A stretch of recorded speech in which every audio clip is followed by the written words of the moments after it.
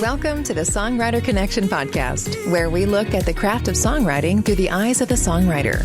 Each week, we make a connection with a music maker, listen to their songs, and hear their stories. From Nashville, Tennessee, here's your host, Dave Lenihan. If you are new to the podcast, welcome. And our intention, our goal is to help you on your journey, that songwriting journey. We take a look at the craft. And each and every week, we introduce you to some new folks. We make the connection. We talk about songwriting. We talk about performing. No matter what your level of success or however you define success or whatever your style is, you're going to find something on this show that is helpful. Hopefully. Anyway, so welcome in. And if you're listening on YouTube, like and subscribe, the whole thing. I've got to tell you, I'm really terrible at tracking these things, but I had a friend let me know that as of November the 6th, we cracked into the top 75 of Apple Podcasts. We were number 61, and that's thanks to you spreading the words, and that's really fantastic. And by the time that this one releases, it will be December 20th, the week before Christmas, and we'll have reached the 500,000. That's 500,000 streams, downloads, subscriptions, and again, I thank you. You can keep up with us on Facebook. There is a Songwriter Connection Facebook page. There's mine, of course, Dave Lenihan, L-E-N-A-H-A-N. We're on Instagram. We're on X, which is Twitter, now X, whatever it is. Keep up with us. You'll find us there. Also, new this week, there is the Spotify playlist for Songwriter Connection. We've had so many guests, from Jeannie Seeley and John Barry to the Hall of Fame writers like Kent Blasey and lots of other great ones. And I decided just to put together a playlist of all the songs that you hear. Now, we are known for doing them live around the dining room table, but these are some of the recorded versions. And if you find that, it's the Songwriter Connection songs playlist. Just click on it and put on shuffle, and I think that you'll enjoy what you hear. Thank you for that, too. Hey, today is a week before Christmas, and all around the table, the Duggar brothers are ready, willing, and able to share that blood harmony, which I'm a sucker for. They are brothers, and I always say, what a songwriter, sometimes just words that go together well. And you guys, Duggar brothers, right? I mean, how do you forget that? Welcome, guys. We have Seth and we have Jordan. How are you? Great. Thanks for having us. Yeah, thank you. Thank you. Who's the older brother? I am Jordan. Jordan's the older brother. Yes, sir. And you're from East Tennessee. Mm-hmm. Now, I've been listening to your music, and I love what I hear. And I've decided I'm going to start with a live version. We're going to do some around the dining room table live, but I'm going to do a recorded version. And this is a song. I don't know if it is your theme song, but I think it could be. To find out a little bit more about these guys, listen to this song. This is about all you need to know, right? Sir. You know which one I'm talking about, right? Oh, yes, sir. There's a shop downtown that holds a place in my heart. Worked there all summer long just to buy my first guitar. There's a church in Davis Valley where I sang my first song. Yeah, I kinda struggled through it, but everybody sang along. Here's to old Rocky Top, I will always love you. Back where I come from, you can't beat the view. When the Smoky Mountain rain falls, it's a beautiful thing. Yeah, it's in my blood. I'm an East Tennessee son.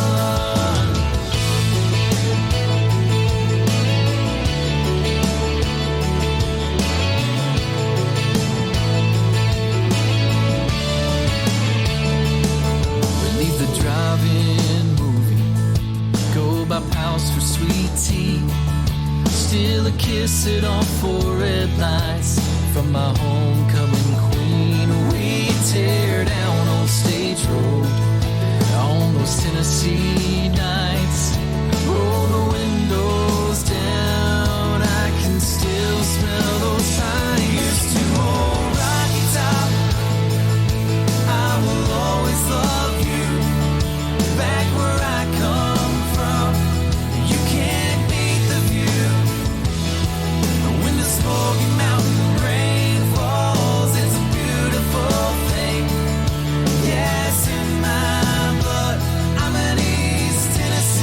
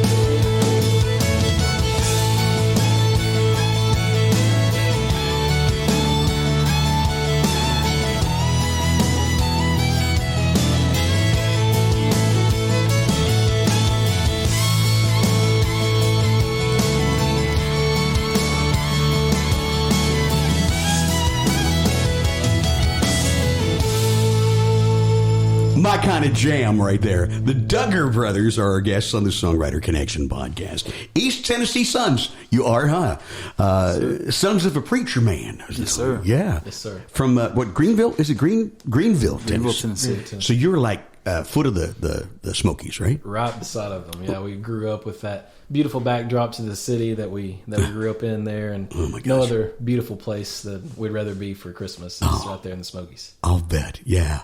Here we are the week of Christmas, and you just played in your hometown a Christmas show, didn't you? Yes, sir. Yes, sir. Yeah. Tell us about that and how that worked. It was back at the 1st of November. We played a Christmas show there. We haven't played a Christmas show in several years. And whenever we first got started, we did a lot of it. Did a lot of Christmas shows, a lot of touring with that. And we kind of stopped doing that for a little while and did more writing and some stuff here in Nashville. And so it was nice to get back into So now you both live in Nashville now, right? Yes, sir. Yeah. Okay. Yeah, we kind of split time between Nashville and Greenville whenever we're not on tour. So You it was got nice this. to get back into some Christmas music. Got us in the spirit a little early this year. Absolutely. And you've got a song out right now, a Christmas song.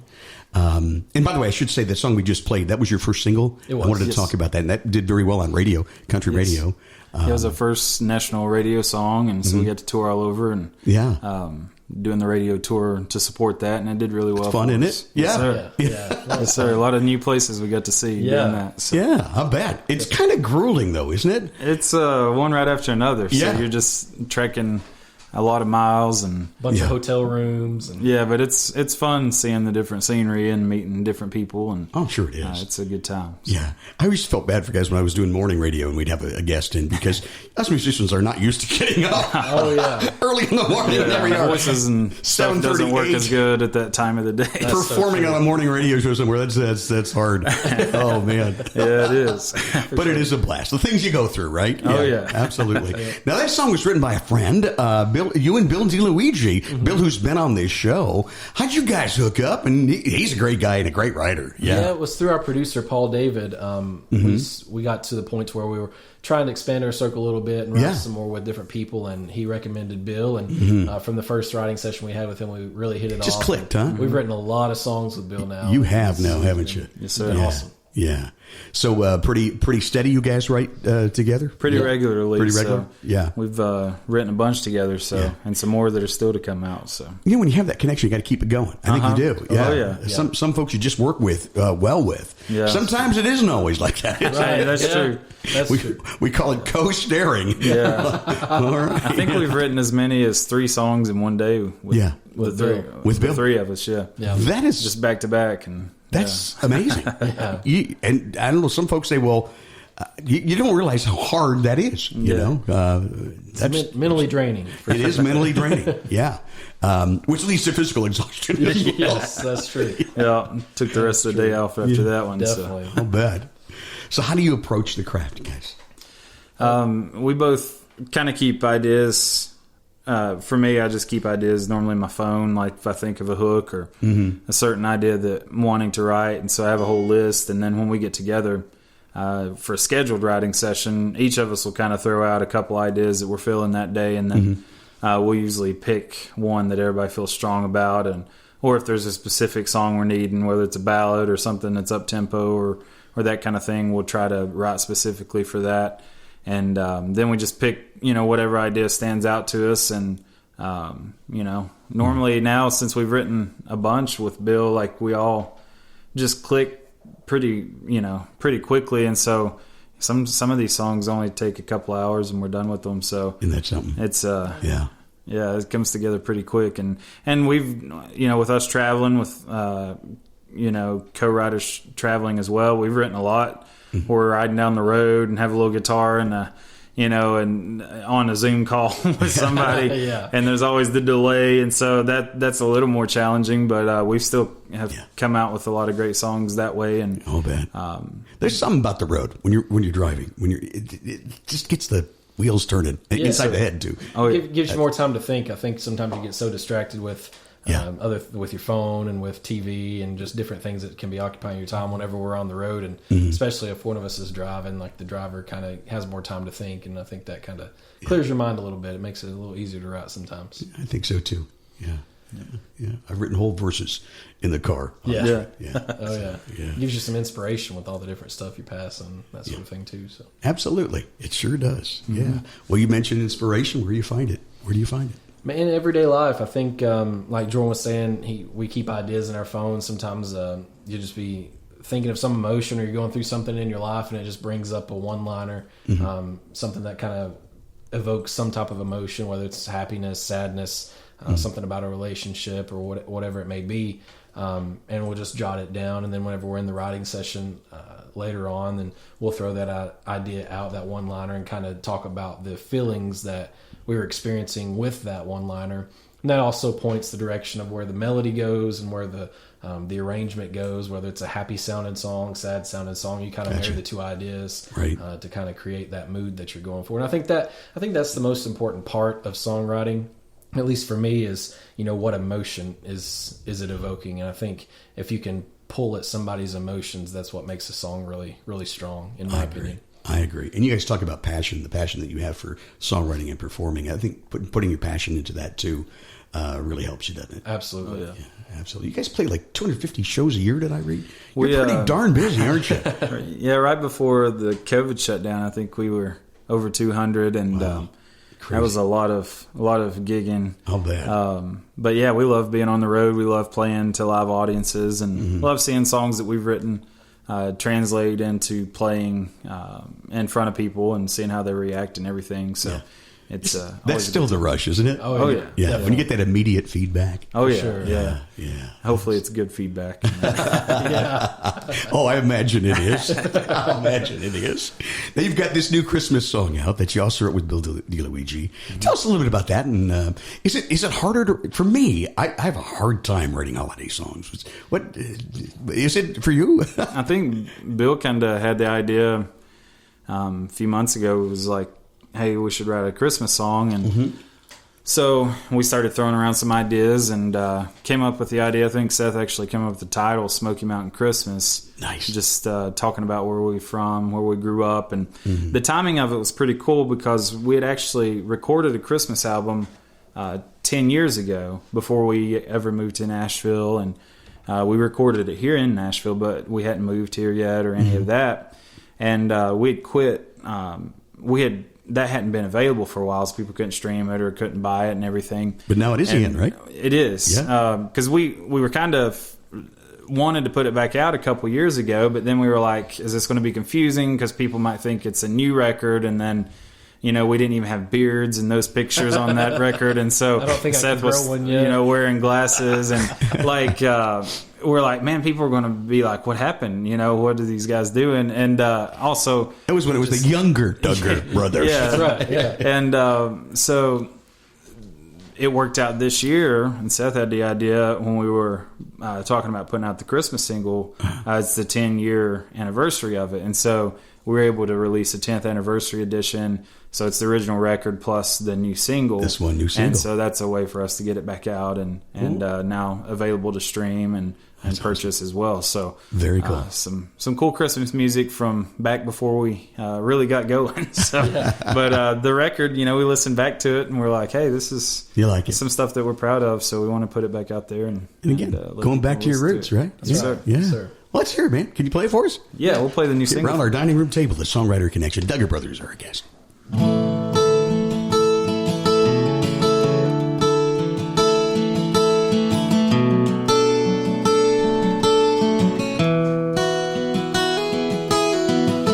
we rolled through Austin, I heard silver bells and carols down in Destin where the ocean swells. Close the shore with Silent Night in Arkansas. Now I'm heading east on 40, watching snowflakes fall. Through it all, wishing for a Smoky Mountain Christmas. No place else means this much to me. Wishing for a Smoky Mountain Christmas. My heart will always be in Tennessee.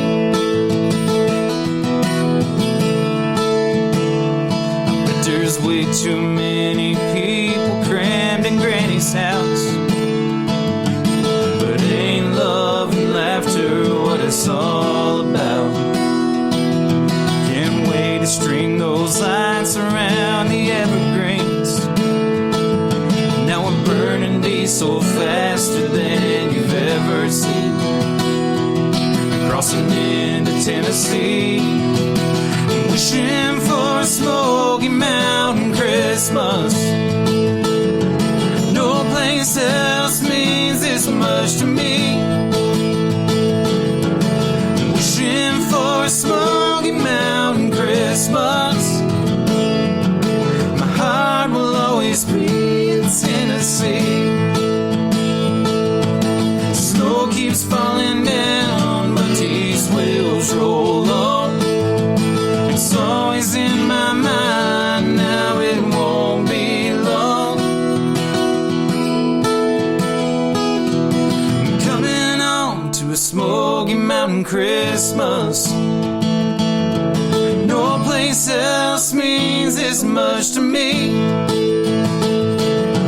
I'm coming home for a Smoky Mountain Christmas. My heart will always be in Tennessee. My heart will always be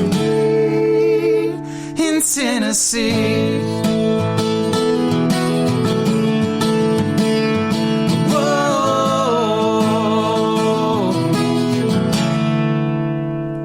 I'm in the mood now. I'm ready. Smoky Mountain Christmas, the Duggar Brothers. Great song, co-written with Bill DeLuigi. Thank you. Good friend who's been on the podcast in the past. By the way, we have a bonus podcast out this week, too. One that we recorded earlier in the summer. If you didn't get a chance to catch it, this is the time. It's Randy Brooks with Mark Allen Barnett, and they'll talk about the writing of Grandma Got Run Over by a Reindeer. Oh, wow. That's Nice. Randy Brooks' song, and it's a really cool story, so check that cool. out as well. All right. With the Duggar Brothers, I love that harmony, guys. I bet you cannot think of a time where you didn't sing together, huh? No. Yeah, it's been a while. I think our first record we sang on was with our parents, and I was 7 and Seth was 4. So Wow. that was from an early age we started. Couldn't really talk plain, but we recorded vocals on a song. Now, your parents are very musical as well, right? Yes, sir. Yes, sir. Yeah. They both sing and play instruments, and our whole extended family basically does as well. So we grew up in a musical family, and so it was just bound to happen, I guess. Blood, harmony, and music in your blood. Yes. It's fantastic. I love those tight harmonies like that. I'm just a sucker for that, as I said. Thank you. Thank you. You guys really blend together well. When did you first start writing together? Oh, man. I think I actually I wrote a few songs before Seth decided to start writing, and that was back. Oh man, 2010. I don't know, but I wrote. I think I kind of just started writing, and then he was like, "Well, I could do that too." So then we started to write some together after that, and Great. kind of got into it, and then started adding a third person in to write with sometimes, and just kind of went from there. I think it's good to have a third. I like to have 3 because you got a tiebreaker always. Yeah. Sometimes you hold Yeah. pressure on something and this is how it's got to be, and then you got a third tiebreaker right there. Especially between me and Jordan, it's good to have a tiebreaker. Is there some sibling rivalry there? right, yeah. Yeah. My brother was always the guitar player, and he'd teach me how to play. And he had that perfect pitch, He could hear what was on the radio and figure it out and play it, and here's how you play that. And I'd play, Thank you. Wow. But I was just to make the melodies, and he'd go, you didn't write that. Yeah, actually, I did, That's funny. But we used to love to sing together, too.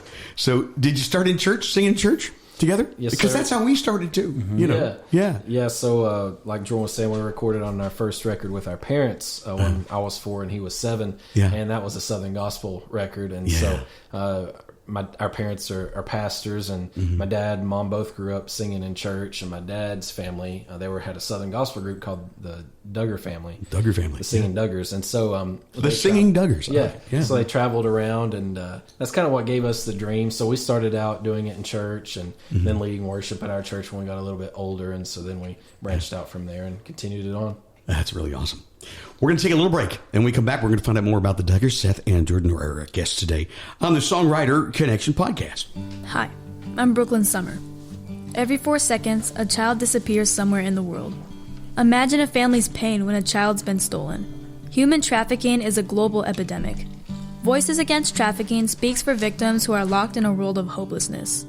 Broken Treasures, You Hold the Key is a music compilation featuring artists and celebrities who want to save the world's children. Right now, you can help save someone's child. Go to voicesagainsttrafficking.com today. Proceeds benefit child victims. We can free them, but you hold the key. You're listening to the Songwriter Connection, connecting with music makers and hearing their songs and stories. Now back to the show with your host, Dave Linehan. Duggar Brothers are our guests. Growing up in East Tennessee at the foothills of the Smoky Mountains, you had a lot of different influences there, didn't you? From Dolly. I imagine Dolly had to be a big influence, right? Sure. Yeah, not too far from Sevierville there, and but lots of others too, because you were exposed to a lot of different music growing up, weren't you? Yeah, we. I think there's many different influences. We try to learn from everybody, every artist that we could ever see. We try to learn something from, and I mean, it goes back to Elvis and Michael Jackson and just how they were entertainers, and going from there all the way up to Brad Paisley was one of our big influences when we first started playing music. Sure. He's a killer guitar player, and, he is. And Justin Williamson plays fiddle on all of his records and tours with him as well. He's been in his band ever since he got started here, and I've always looked up to him big time on the fiddle. And you play fiddle, dude? Yes, sir. Yeah, so I was able to learn a lot by listening to Brad's records and trying to pick up some of the fiddle stuff on that. So there's several different influences that we have, and like I said, we try to learn from as many as we can. You went to UT, Go Orange, right? Yes, sir. Yeah, both of you together. Mm-hmm. Absolutely. Yeah. Wow. And one studied finance, the other, what was it?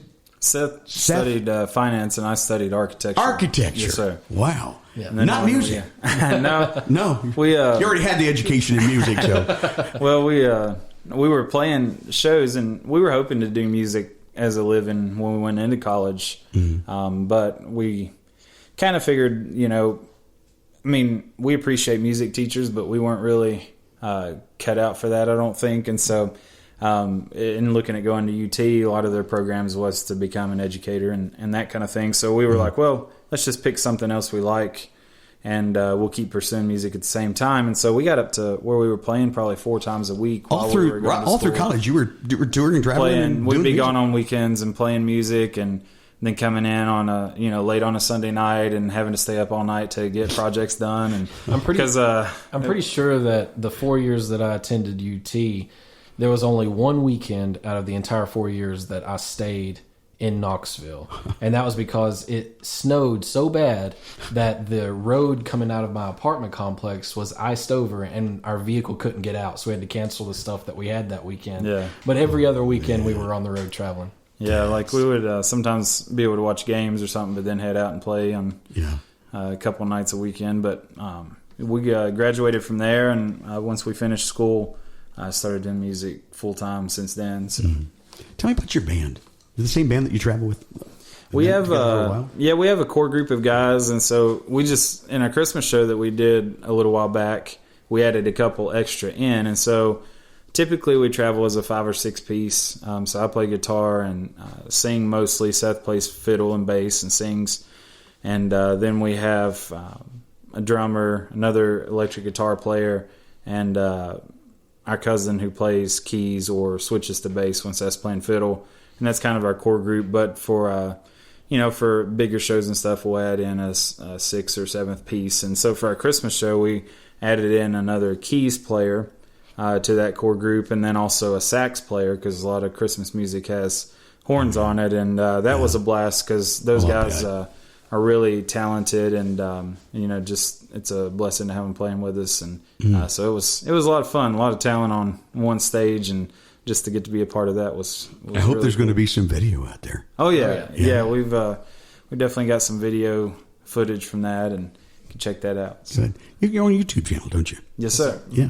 I was on there a little bit. One of the you market yourself very well, and one of the things that I really got a kick out of was your test drives songs. And I worked in the car business a little bit when I came here to Nashville. I sold Lexus cars, but I never had anybody do what you guys did. Explain what that whole process. That was really something. Yeah. So we have a sponsor, Beeman Automotive. Yeah, was one of our sponsors, and they're one of the largest Toyota dealers in the country. Yeah, and so we had an idea to to do that series where we just go in, kind of like a carpool karaoke kind of thing, and we would put cameras in the different vehicles, show the vehicle, and then also get in there and just test drive it around Nashville and sing some stuff. And sometimes it got a little crazy with traffic being bad downtown, in the middle of a song, and somebody cut you off, and you kind of have to keep your composure. It's got a little tough sometimes. Like your own version of carpool karaoke, right? Yeah. It was great. It was fun. You actually had a blast. Yeah, it was a lot of fun. A lot of fun to do that. Yeah. That's on your YouTube channel. Yes, sir. And you had some great music videos out there too. Right? Thank you. Yeah. Yes, sir. Talk about some of those. Share with us. Yeah, we have a couple videos for like East Tennessee Sun, For the Girl. We recorded one for 321 Kiss Me during the COVID lockdown, and so we basically just recorded it at our parents' house, and because we were just all locked down, and so we had to get creative with all that, and we were just bored and wanted to do something. So I can check that one out. It's a pretty interesting video. And then we have, for our Turning the Night Up project that we just released, we actually are doing a music video for every song on the record. And that's so awesome. Some of those are out, and some of them will be coming out over the next bit. So it's always cool to really help a song come alive visually like that. I think so too. And for a lot of our shows now, we have like a video wall, so we're able to incorporate video into our shows, and that just helps add a whole other dimension to a song, and helps you really paint a picture with what you're trying to get across. Makes your show a multimedia extravaganza. Yeah. Yes, sir. Fun. That's pretty cool. Now you've got a new album out. But you're gonna divvy it out, and I think this is the way they're doing it today, right? Single, and then the whole album, right? So is that the way you're gonna release it single at a time? Yeah. So the way we did this record that we're on currently, we released the physical copy first. Oh, did you? Okay. So we released the physical copy of the album back in July, and that kind of gave perks to people that wanted to buy the physical copy. You could hear all the songs. So digitally, we started releasing one single every 3 weeks after that. Okay. And so each single has its own time to kind of get some promotion. And then the plan is sometime in February, the last single from that record will drop. Okay. And so February 2nd, we're releasing our next record, physical copies with a show in our hometown. And so you can pick that up through our website or at the show that night. And then at any of our concerts going forward, you can pick up the physical copy there. And so then after that last single from this record that we're currently on finishes, 3 weeks later, the first single from that record will drop. So every 3 weeks we're coming every 3 out with a new weeks. Song. Yes, yeah, sir.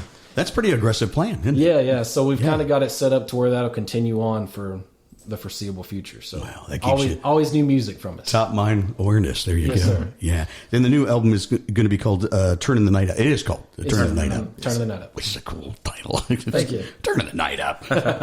Oh, good. Well, how about a song from that album? Can you shoot? Yeah. Yes, sir. We'll do one called Take Me Back. Love this song. Yeah, I really do.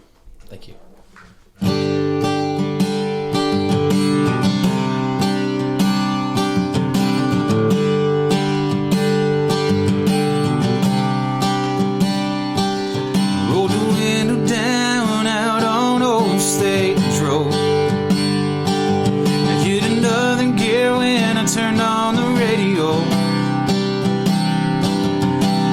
Time feeling song comes on, and then it's like you're here again.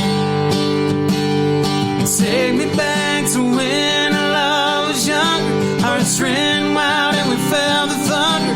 Lightning just don't strike twice like that. Take me back to before I let you leave, and I messed up what was meant to be. I didn't even realize what I had. Don't say you can't, don't say it's too late. Take me back.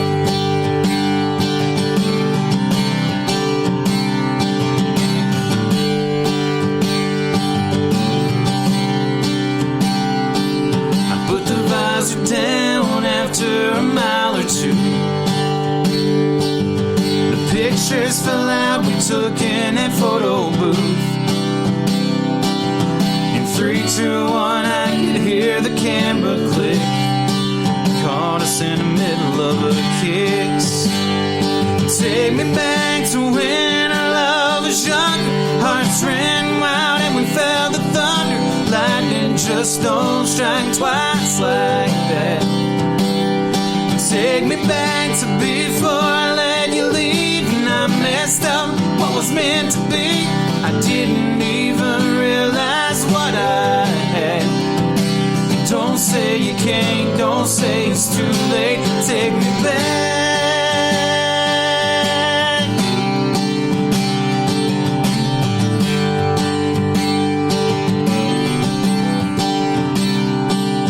Do you ever think of me like I think of you? Like me and you are way too good to lose. You're everything that I could ever want, and I can't move on. Take me back to when our love was younger. Hearts ran wild and we felt the thunder. Lightning just don't strike twice like that. Take me back to before I let you leave, and I messed up what was meant to be. I didn't even realize what I had. Don't say you can't, don't say it's too late. And take me back. Oh, take me back. Take me back in your arms. Give it another minute. See how it feels, girl. My life is better with you in it. Wow, that's a really good song. Thank you. Another with you and Bill Luigi. Huh? Yes, sir. Yeah, I think it's one everybody can identify with too. You think back in time. There was that one. Yeah. You know. Definitely. Yeah.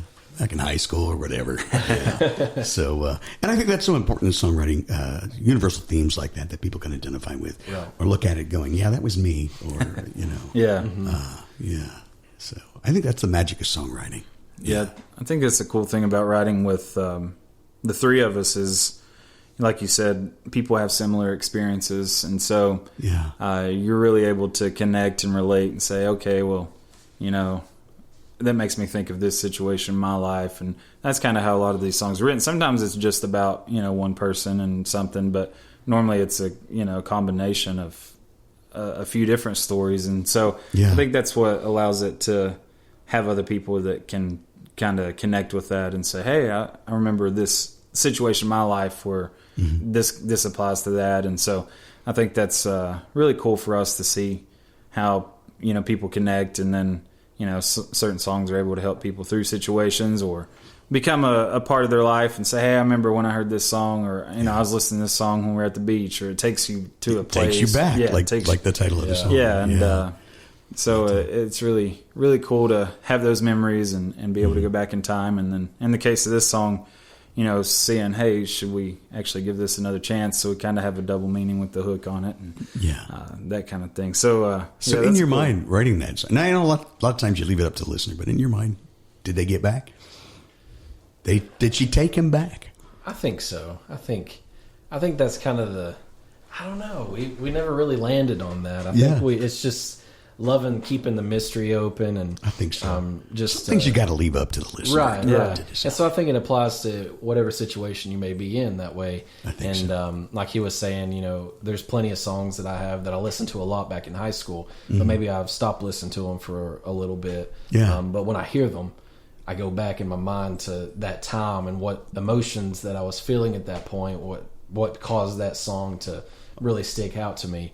And I think this is one of those songs that kind of takes you there, but then it also talks about that relationship that everybody seemed to have in high school that, you know, might not have worked out. So. Now, you just opened up the Pandora's box, man. So what was on Seth's playlist back in high school? What were you listening to?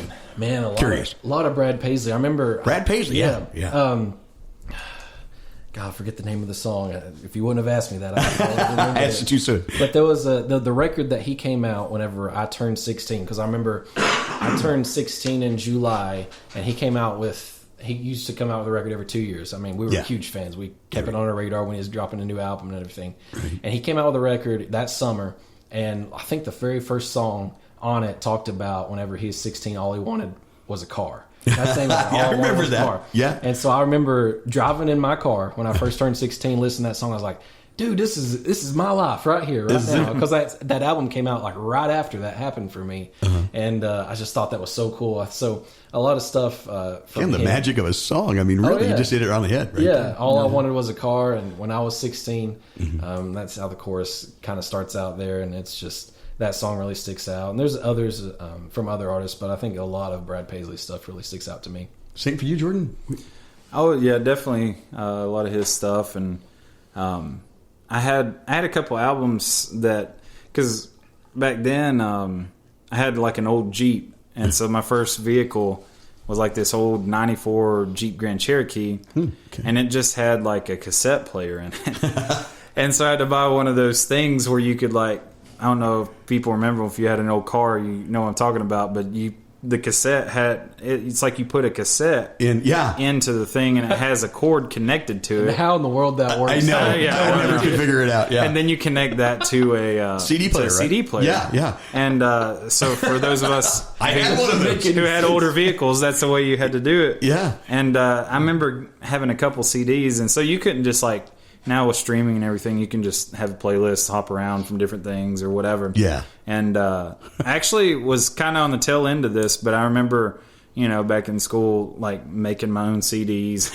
I would buy them first, but then I would rearrange the songs and put some on mixtape. Oh yeah. So mine wasn't a cassette, but it was a CD at least. But I remember, doing that with a few. But then I remember I had a Rascal Flatts album, had a Switchfoot album.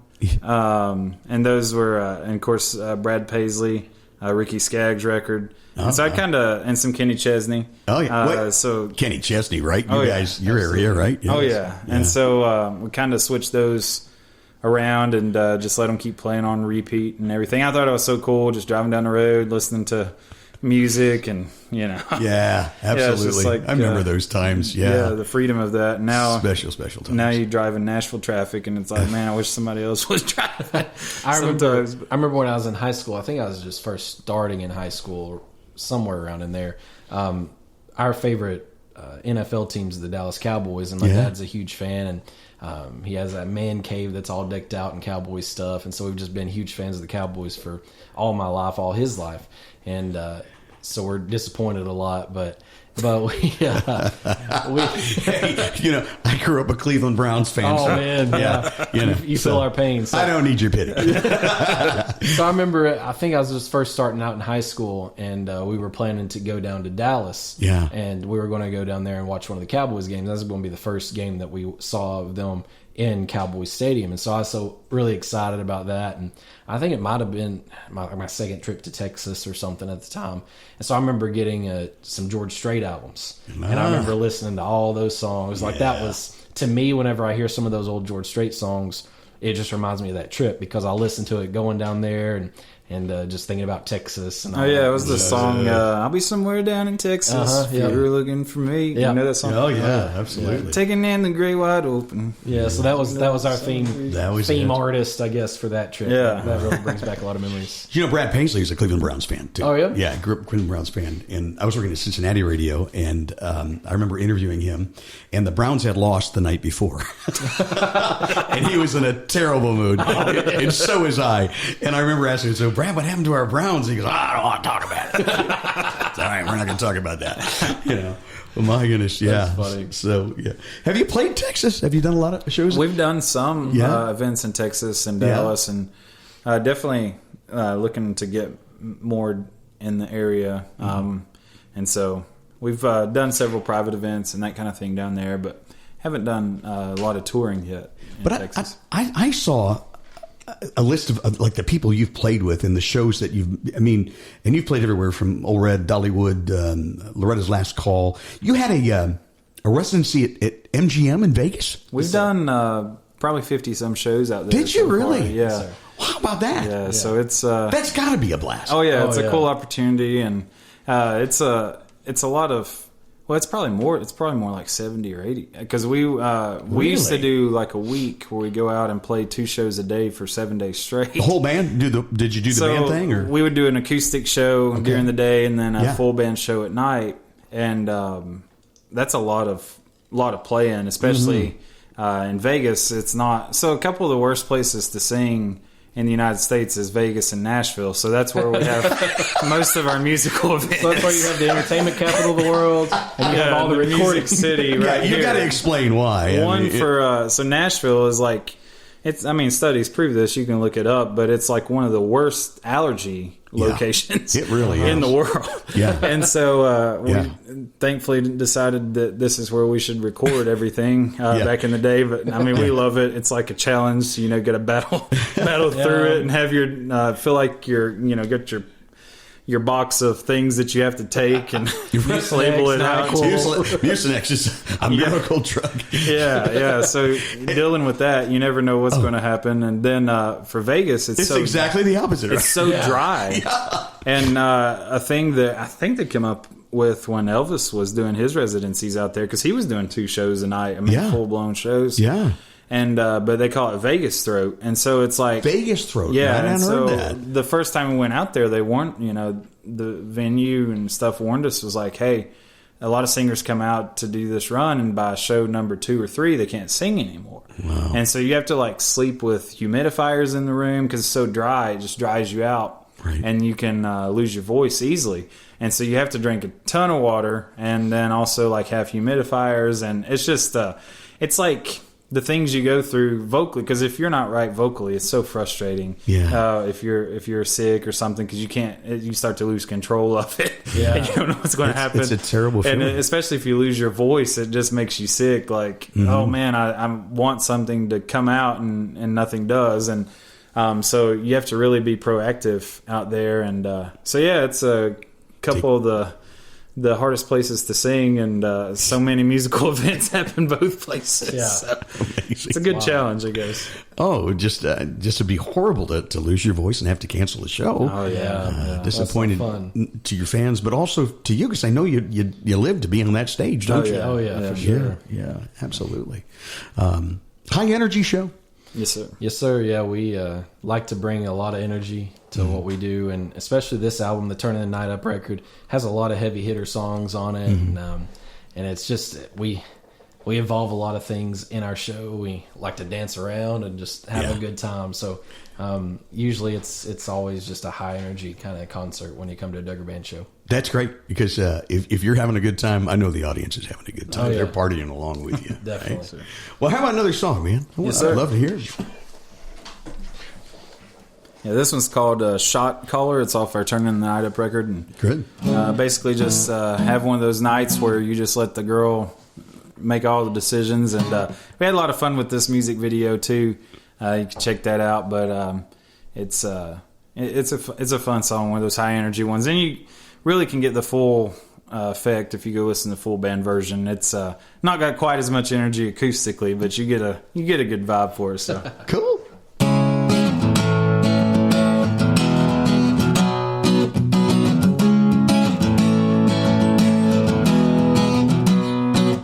I can be there at your place in 5, slinging gravel out your driveway. You can hit me back when you're ready.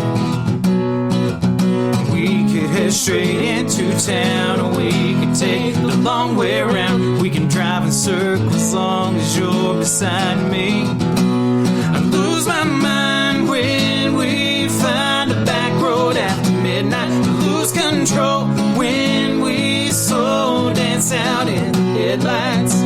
Anything you need, I give it everything I got. Tell me what you want, baby, you can be the shot caller. Oh, the shot caller. You can be the shot caller. We can listen to your favorite song, play it over again all night long. Blow the speakers out my truck if you wanna. And tell me, girl, which way to go. We can take it fast or take it slow. Either way, you know that I'm gonna lose my mind when we find a back road after midnight. I lose control when we slow dance out in the headlights. Anything you need, I give it everything I got. Tell me what you want, baby, you can be the shot caller. Oh, the shot caller. You can be the shot caller. Anything you need, I give it everything I got. Tell me what you want, baby, give me a shot. I lose my mind when we find a back road after midnight. I lose control when we slow dance out in the headlights. Anything you need, I give it everything I got. Tell me what you want, baby, you can be the shot caller. Oh, the shot caller. You can be the shot caller.